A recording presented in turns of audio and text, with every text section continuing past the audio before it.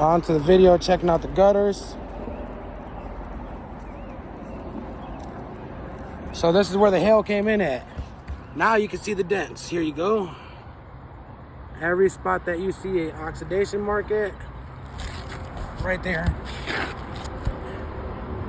There, half inch, inch.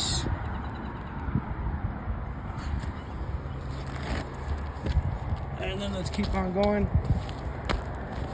And if you feel down inside of it, if you were to feel down inside of it, you would feel it protruding